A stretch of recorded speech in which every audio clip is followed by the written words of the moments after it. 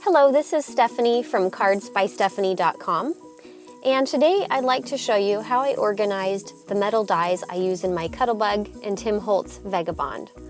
This is how I used to store them on my newly designed craft room cutting station area. It just wasn't ideal because I had several different brands of dies.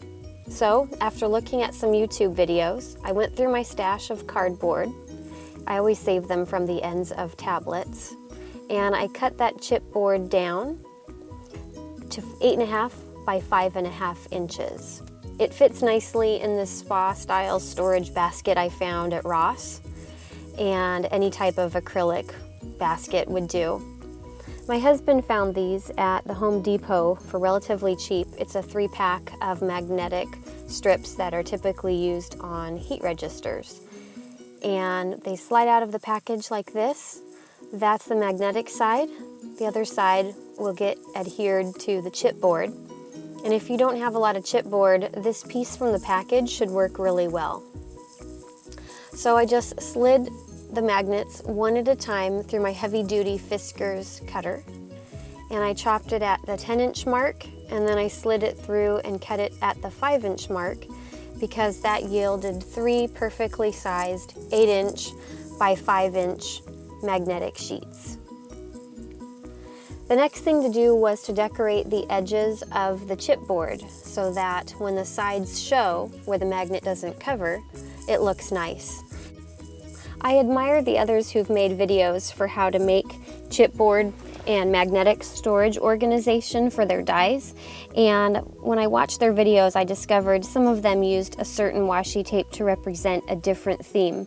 So I think that's a great idea. I just don't have a lot of dies, and so I used different washi tape for each one of these chipboard magnet combinations.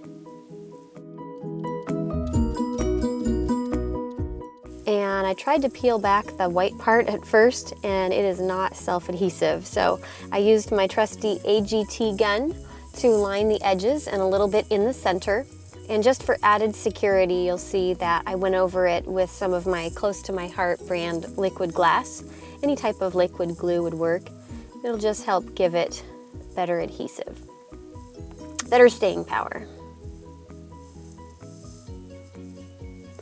And then as I lined them up, I made sure that it was as flush to the bottom as I could get. I wanted to leave room at the top. That's why I cut these to 8.5 by 5.5. I wanted to have room at the top for my labels. You'll notice that I used a brayer to really sandwich those two together.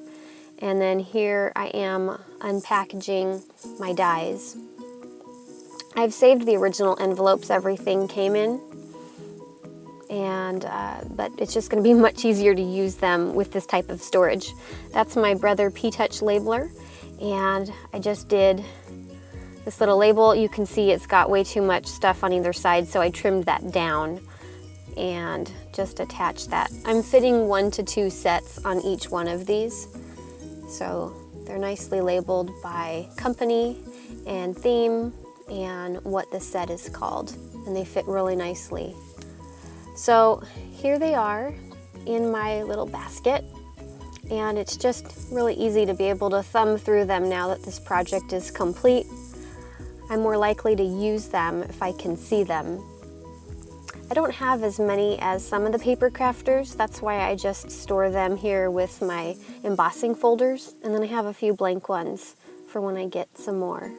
But they just all fit in here in harmony, and just really like the way that this turned out. And this is how I store some of my dies, on a knife block from IKEA. So that's how it looks now in my craft room. Well, thanks so much for watching my video. I hope that this helps you see how easy it is to create magnetic organization for your dies. And you can find me at cardsbystephanie.com.